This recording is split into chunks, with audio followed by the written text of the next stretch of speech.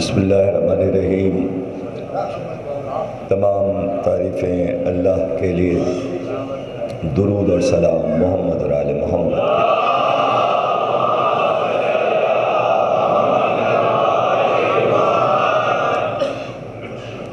تعریف اس ذات گرامی کی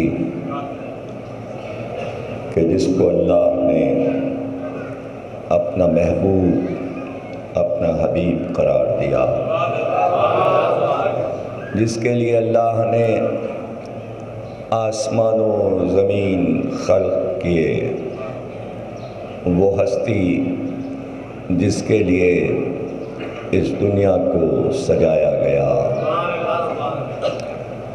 نہیں معلوم مسلمانوں کو، وہ یہ سمجھتے ہیں کہ سرکار گئے تو گویا یہ دنیا مسلمانوں کے لیے بنائی گئی ہے۔ بیٹھے ہیں اور سمجھتے ہیں کہ ہم بہت پیاری امت ہیں اور ہم اللہ کے بہت پیارے ہیں۔ پیغمبر یہ پوری دنیا وراثت میں امت کو دے گئے ہیں۔ عیسائیوں یہودیوں کو گالیاں دیتے ہیں، یہ کہاں سے آ گئے؟ زمین تو ہماری ہے، آج ہماری ہے، یہ دنیا سے نیست و نابود ہو جائیں۔ کیسا امریکہ، کیسا اسرائیل، کیسا روس، کیسا ہندوستان، باہمی ہم ہیں اور یہ دنیا ہماری ہے۔ اللہ کرے سب مر جائیں، امریکہ مرے، اسرائیل مرے، روس مرے، باہمی ہم رہیں۔ ان کو مہدی کا انتظار نہیں ہے، یہ خود ہی خلافت لینے بیٹھے ہوئے۔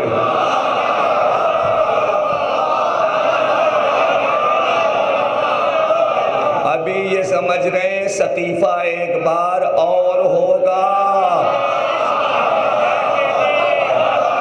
ابھی سقیفہ ایک بار اور ہوگا۔ سب کچھ انہی کا ہے، قبضہ ان کا ہے، اللہ ان کا ہے، اللہ اور کسی کا نہیں ہے۔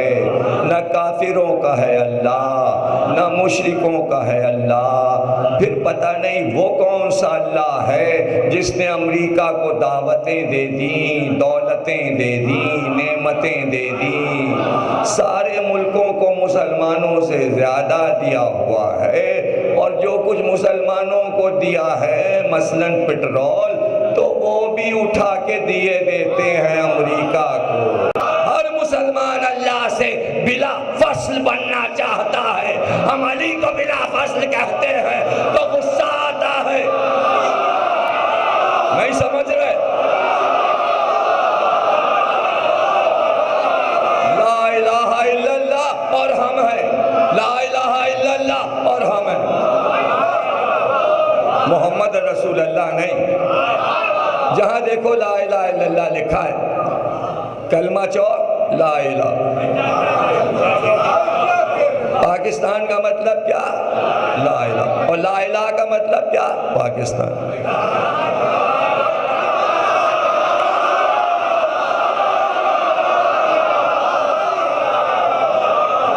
نہیں، لا الہ کا مطلب ہے محمد رسول اللہ، اور محمد رسول اللہ کا مطلب ہے لا الہ الا اللہ۔ محمد ہے تو اللہ ہے۔ کسی مسلمان کو اب معراج پہ نہیں بلایا جائے گا، وہ ہو گیا ایک بار، ثم دنا فتدلی فکان قاب قوسین ادنی، بہت ساری منزلیں طے کیے ہوئے سرکار کی سواری پہنچی اور آواز آ رہی تھی، آؤ اور قریب آؤ۔ وہ بڑھتے تھے اور رکتے تھے۔ یہ تو ہمارے سرکار کی ادا تھی، چونکہ حبیب کہا تھا تو ٹھہر ٹھہر کے جا رہے تھے، اور وہاں بے قراری تھی آواز میں، آؤ اور قریب آؤ۔ کیا دکھانا چاہتا ہے؟ اور پردہ تھا کہ عالم ہو کی تیز ہوا میں ہچکولے لے رہا تھا، پردہ بے قرار تھا ہٹنے کے لیے،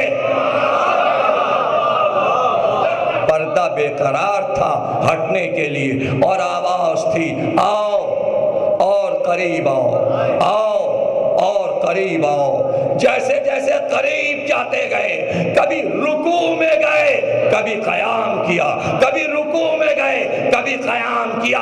ایک بار پردہ ہٹا اور کچھ نظر آیا، کہتے ہیں 13 انوار نظر آئے، نبی سجدے میں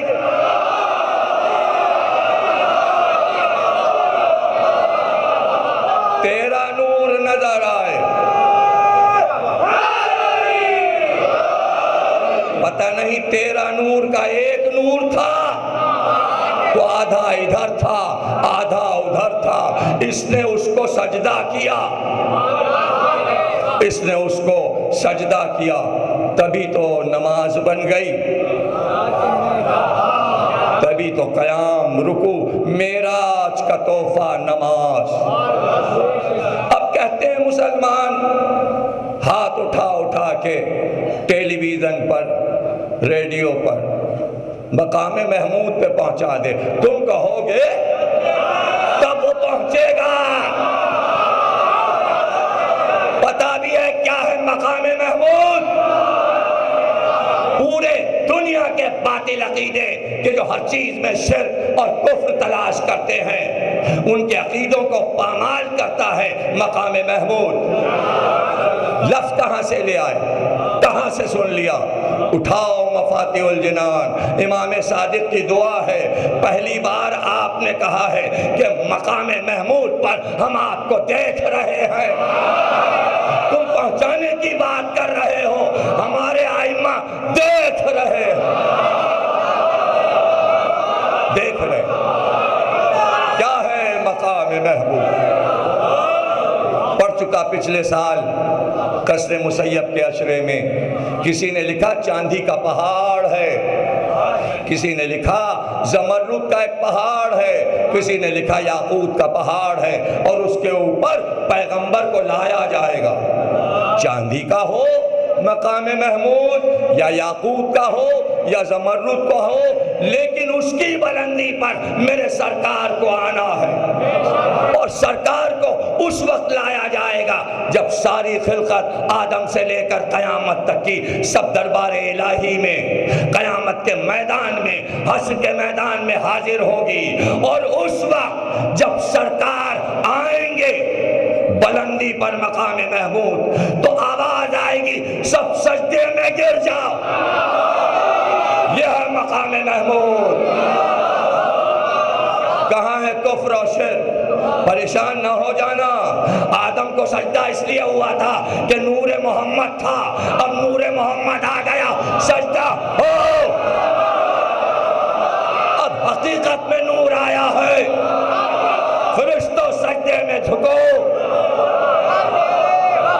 غلمان سجدے میں جھکو، انبیاء سجدے میں جھکو، اوصیاء سجدے میں جھکو۔ اب جملہ یہ آخری ہے فضائل کا، لیکن سجدہ نہیں ہوگا جب تک نبی کے ساتھ علی اور نبی آئے، جب نور کے دونوں ٹکڑے آئے تب سجدہ ہوا۔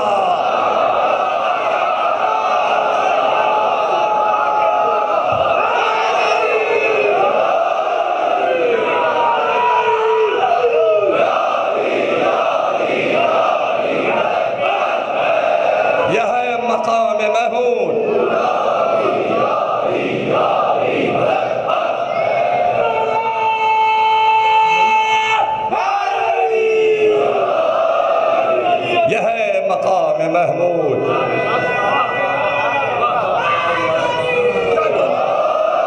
اختیار اس کا، کائنات اس کی، نہ ہوتا روئے زمین پر اس کا پوتا مہدی تو دیکھتے یہ کائنات باقی رہ جائے۔ تم میں دو کراں قدر چیزیں چھوڑ رہا ہوں، قرآن اور اطرت، یہی تو ہے نا حدیث۔ شرط ہے دونوں ساتھ رہیں گے، حدیث مستند ہے، سب نے لکھی ہے، کوثر تک جدائی نہیں ہے، تو ساتھ ہیں۔ اگر قرآن ہے، دلیل ہے، اگر قرآن ہے تو مہدی بھی ہے، فطرت موجود ہے، پیدا نہیں ہوں گے، پیدا نہیں ہوں گے۔ اور شاید نیا نکتہ ہو جائے حدیث ثقلین پر، ابھی جملہ ذہن میں آ گیا، پھر تحفہ لے جائیے آپ۔ جو جملہ آیا ہے قرآن اور فطرت، اور دونوں کو ساتھ رہنا ہے، دونوں انگلیوں کو ملا کر بتایا، اس طرح دونوں ساتھ ہیں، جدا نہیں ہوں گے۔ اگر مہدی اب تک پیدا نہیں ہوئے تو پھر کہو کہ فطرت کی شرط ہے، تو پھر قرآن اور سادات ساتھ ساتھ ہیں۔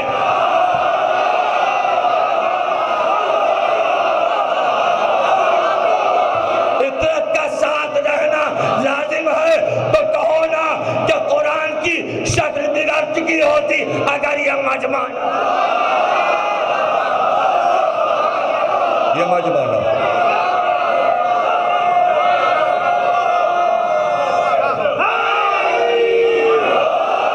صاحب ابقات تشریف فرما ہے، حجت الاسلام آیت اللہ مولانا علی ناصر سعید ابقاتی، ان کے پردادا سرکار حامد حسین صاحب قبلہ اعلی اللہ مقامہ نے حدیث ثقلین پر جلدیں لکھ دی۔ ایک مشل روشن ہے ولایت علی کی پورے ورلڈ میں ان کی کتاب سے، اور اس میں ثابت کر دیا کہ شیعوں نے نہیں، سنیوں نے یہ حدیث لکھی ہے، اور کہیں نہیں ہے کہ قرآن اور سنت، ہر سنی مورخ نے لکھا قرآن اور فطرت، قرآن اور فطرت۔ عاجز ہو گئے جواب دینے سے، معجزے کا جواب نہیں دیا جاتا۔ ابقات الانوار معجزہ ہے، کاش کہ اردو میں آتی جائے اور ہم سب پڑھتے جائیں، اردو میں آئے، ترجمے آئیں اور ہم سب پڑھتے جائیں، اور ہمیں پتہ چلے کیا ہے ابقات الانوار، کیا ہے وہ کتاب جس نے گواہی دی ہے کہ ولایت علی کیا ہے۔ ولایت علی نہیں، ولایت علی تو بہانہ تھا، سرکار قدمی مرتبت کے کردار کو صاحب ابقات نے محفوظ کیا ہے۔ اگر ولایت علی پر یہ کتاب 100 جلدوں میں نہ لکھی جاتی تو آج دنیا سوال کرتی دعوت ذوالعشیرہ میں جو وعدہ ہوا تھا کہ جو آج ہماری مدد کرے گا، آنے والے دور میں جانشین بنے گا، ہمارا خلیفہ بنے گا، تو علی نے کہا تھا نصرت میں کروں گا۔ تو بدر سے لے کر حنین تک، حنین سے فتح مکہ تک، فتح مکہ سے قبر محمد تک نصرت علی نے کی۔ علی نے اپنا وعدہ پورا کیا، کیا محمد نے وعدہ پورا کیا یا نہیں؟ تو پھر ولایت علی کو مانو کہ غدیر میں وعدہ پورا ہو گیا۔ بحث اتنی سی تو رہ گئی کہ کیوں نہ مانا گیا، تو اس میں پیغمبر پہ کیا اور علی پہ کیا؟ مانا آپ نے نہیں، تو الزام نہ محمد پہ آتا ہے، نہ اللہ پہ آتا ہے، نہ علی پہ۔ ارے آپ نے نہیں مانا، آپ جہنم میں جائیے۔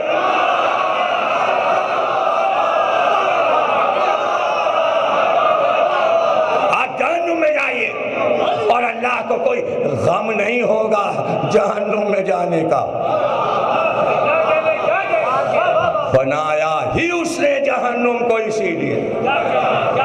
یہودی اور عیسائی کو جہنم میں جلا کر اللہ کو کوئی خوشی نہیں ہوگی۔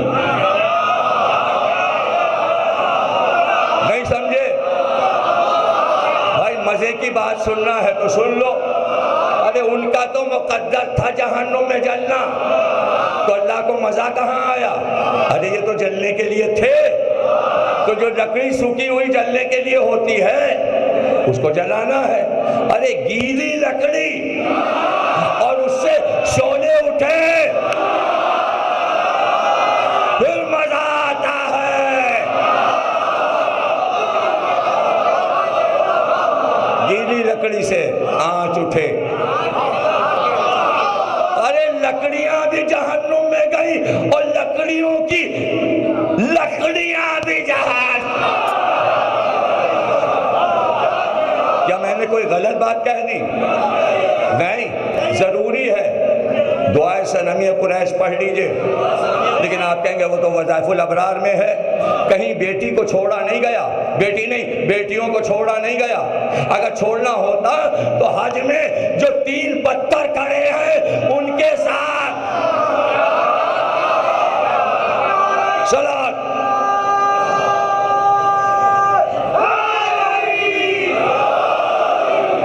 بھائی یہ ڈاکٹر محسن صاحب جب دیکھیے قافلہ لے کے جا رہے ہیں اور حاجیوں کا ہر سال لے جاتے ہیں، تو میں بھی حج کرنے گیا تھا 86 میں، میں نے پوچھا وہاں لوگوں سے جمرہ اولا، جمرہ ثانی، جمرہ ثالث ماریے پتھر۔ میں نے کہا یہ سمجھ میں نہیں آیا، 3 کو پتھر ماریے لیکن جمرہ اولا جو ہے اس کو 2 بار ماریے، دونوں کو 1 بار، مگر پہلے والے کو 2 بار۔ میں نے کہا یہ 2 بار کیوں؟ کہا ایک اس کے حصے کا، ایک اس کی بیٹی کا۔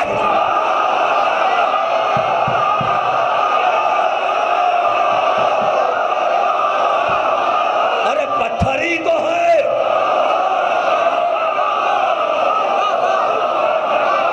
پتھر ہی تو ہے۔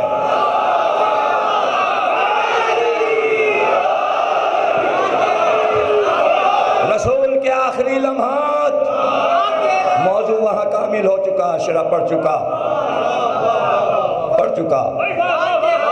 10ویں تقریر قصر مسیب میں ہو چکی، لیکن آخری لمحات، اور میں وہاں کہہ چکا جملہ کہ آخری لمحات میں صرف اہل بیت سے گفتگو کی ہے، اور صرف اہل بیت کے بارے میں گفتگو کی ہے، کسی امتی کے بارے میں کوئی وصیت نہیں کی، کوئی وصیت کہ فلانے صاحب کو یوں کر دینا ہو، فلانے صاحب کو یہ دے دینا ہو، فلانے صاحب کے لیے آرام سے رکھنا ہو اور ان کو یہ، کسی کی کوئی بات نہیں، سب دے چکے تمہیں، دلوا چکے، انصار سے زمینیں مل چکی، باغات مل چکے، اب کیا چاہیے؟ اب جو کچھ دینا ہے اہل بیت کو دینا ہے، لیکن آخری لمحات میں ایک وصیت علی کو کی اور حکم دیا میری ساری بیویاں حجرے میں آ جائیں، اور علی کو بلا کے اپنے پاس بٹھایا اور کہا ان کو پہچان لو اور ان کے حقوق تمہارے سپرد، ان کی رکھوالی کرنا، ان کا نان و نفقہ تم دینا۔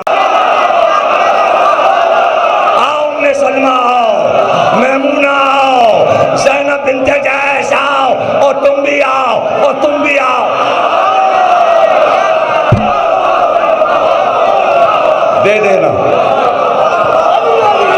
اور اس کے بعد ام سلمہ آگے بڑھی، لوٹے میں پانی لے کر آفتابے میں اور ہاتھ دھلانے لگی، ہاتھ دھوتے دھوتے رسول نے کہا، ہنس کر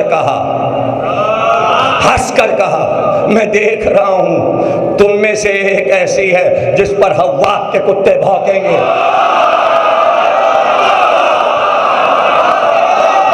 ام سلمہ کہتی ہے میرے ہاتھ سے لوٹا چھوٹ گیا، آفتابہ چھوٹ گیا، میں نے گھبرا کے کہا یا رسول اللہ میں تو نہیں؟ کہا نہیں، جس پہچان تو بتا دی، لیکن میں حیران ہوں کہ پہچان تو رسول نے بتا دی، یہ حدیث، اور اس حدیث کے 30 برس کے بعد حواب ایک تالاب کا نام ہے،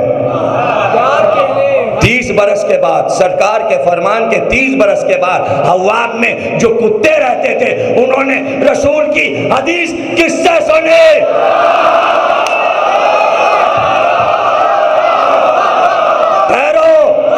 میرا لفظ سن لو، ارے کتے اتنے باحواس تھے کہ رسول کے فرمان کے مطابق ہمیں جانا ہے،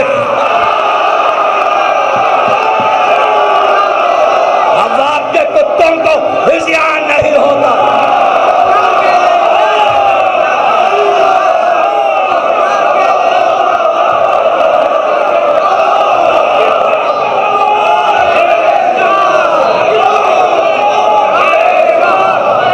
کون ہے یہ؟ کون سی جگہ ہے؟ کون سی جگہ ہے؟ یہ کتے کیوں بھونک رہے ہیں؟ یاد آ گیا، کیا حواب آ گیا؟ حدیث کوئی بھولا نہیں ہے، نہ یہ نہ وہ، حدیث سب کو یاد ہے۔ واپس چلو سواری، واپس چلو، لے چلو۔ مروان نے کہا یہ 40 گواہ ہیں، یہ حواب نہیں ہے۔ لکھا مفسر نے، لکھا مورخ نے، یہ اسلام میں پہلی جھوٹی گواہی تھی۔ ارے بہت سی جھوٹی گواہیاں ہو چکی، آپ کو چونکہ کھلی کھلی نظر آئی تو آپ نے کہا پہلی جھوٹی گواہی۔ حواب تو تھا، حواب تو اب بھی ہے، اسی طرف سے تو راستہ تھا۔ اس نے کہا نہیں یہ حواب نہیں ہے، سواری آگے بڑھاؤ۔ اور وہ 40 جنہوں نے جھوٹی قسم کھائی وہ جنت میں جائیں گے۔ وہ 40 اور یہ 40 وہاں چہلم ہو گیا ان کا۔ علی نے دوبارہ چہلم کروایا، حسن سے کہا جاؤ سلام کر کے کہنا بابا نے یہ کہا ہے۔ ہاتھ میں کنگھی تھی، حسن نے کہا بابا نے یہ کہا ہے، لاؤ میری سواری لاؤ، لاؤ میری سواری لاؤ۔ سواری آ گئی، تشریف فرما سواری پر۔ صیغہ میں نے ہاں اور نہیں کا نہیں بتایا کہ مذکر ہے کہ مؤنث، پوری مجلس پھر سے سن لیجئے گا، کہیں سے کچھ پتہ نہیں چل رہا، ایسے ہی تو ہم پڑھتے ہیں احتیاط کے ساتھ۔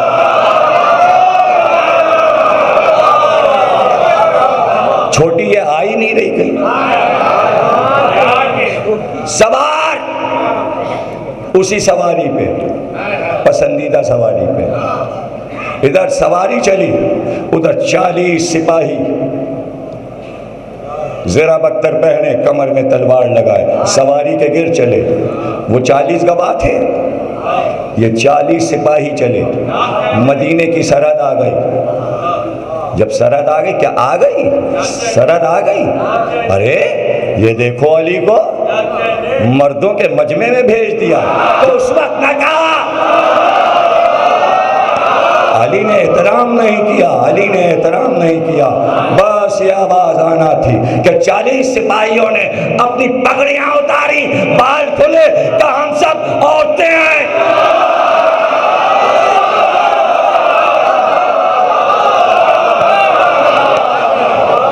محرم کے ساتھ لوگ کہتے ہیں علی کو سیاست میں ہی آتی تھی۔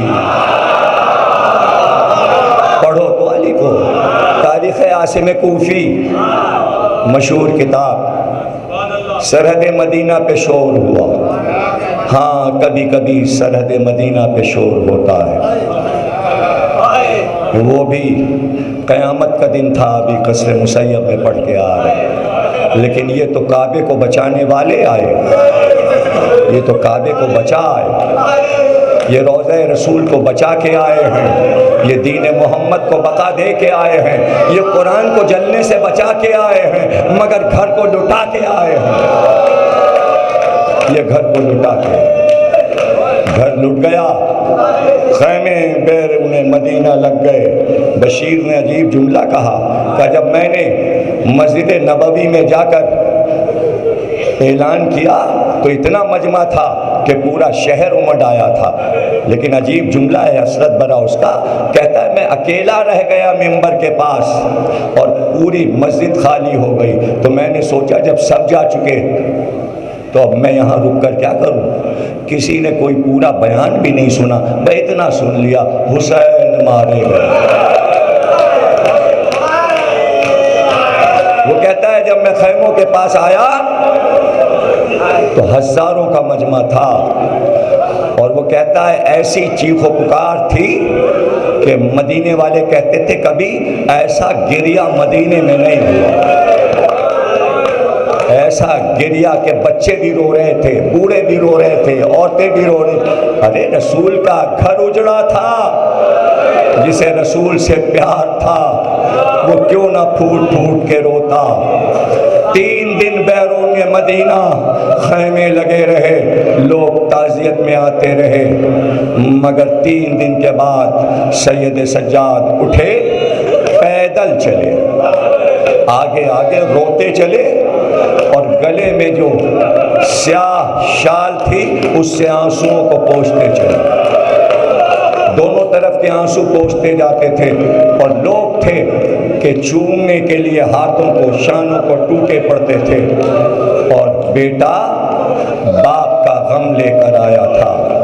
لیکن سید سجاد پیدل تھے، لیکن بیویاں ناقوں پر تھی، یہاں تک کہ سواری روضہ رسول پر پہنچی، اور کہتے ہیں کہ جب زینب بی بی کی عماری روضہ رسول کے دروازے پہ پہنچی تو زینب نے اپنے آپ کو عماری سے گرا، زینب ایک بار اٹھی اور روضہ رسول کی دونوں طرف کی دیوار کو دونوں ہاتھوں سے تھاما، جیسے زینب بہت تھک چکی تھی، لمبے لمبے سفر کر کے آئی تھی، دیوار کا سہارا لیتی ہوئی قبر نبی پہ پہنچی، اور ایک بار انگلیوں سے زری کو تھاما جو قبر پہ لگی تھی، اور ایک بار ہاتھ کو ہلا کر کہا نانا نواسی آئی ہے، نانا گھر کو لٹا کے آئے ہیں، آپ کا پیارا نواسا مارا گیا، آپ کا گھر کربلا میں تاراج ہوا، اور یہ کہہ کر کہا نانا جب پردیس جاتے ہیں تو بزرگوں کے لیے تحفہ لاتے ہیں، زینب آپ کے لیے تحفہ لائیے، یہ کہہ کر پہلو سے حسین کا خوب بڑا کرتا نکالا، کرتے کو قبر نبی پہ ڈال دیا، کہ یہ آپ کے حسین کا کرتا ہے جو اماں نے اپنے ہاتھ سے سیا تھا۔ دیکھیے کتنے نشان ہیں تیروں کے، دیکھیے کتنے نشان ہیں تلواروں کے، لیکن واہ ہری زینب ایسی صابرہ اب کائنات میں نہ ہوگی۔ سب کچھ بتایا، علی اکبر مارے گئے نانا، قاسم کا لاشا پامال ہوا نانا، عباس کے شانے کٹے نانا، علی اصغر کے گلے پہ تیر لگا نانا، خیمے جلائے گئے، مگر نانا سے یہ نہیں کہا کہ بازو میں رسی باندھی گئی۔ واہ ہری زینب،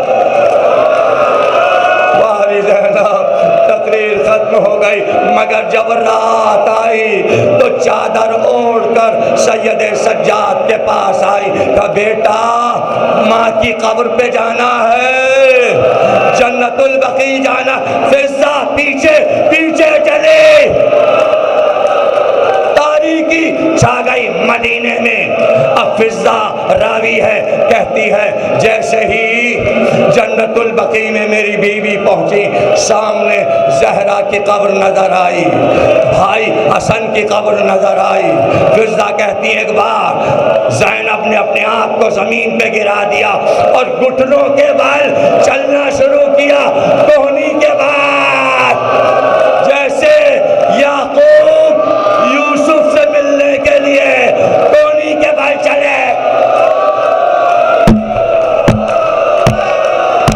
الوداعی ماتم، الوداعی ماتم، گھٹنوں کے بل چلتی ہوئی قبر زہرا پہ پہنچی، اور قبر کے دونوں کناروں کو ہاتھ سے تھاما اور رخسار قبر پہ رکھے، کہا اماں اٹھو، جن بالوں میں تم نے کنگھی کیا تھا وہ بال شام کے بازار میں کھل گئے، اماں جن بازوؤں کو تم نے چوما تھا اٹھو، یہ رسی کے نشان، اماں سکینہ کا گلا باندھا گیا، زینب کی پشت پر تازیانِ ماتم حسین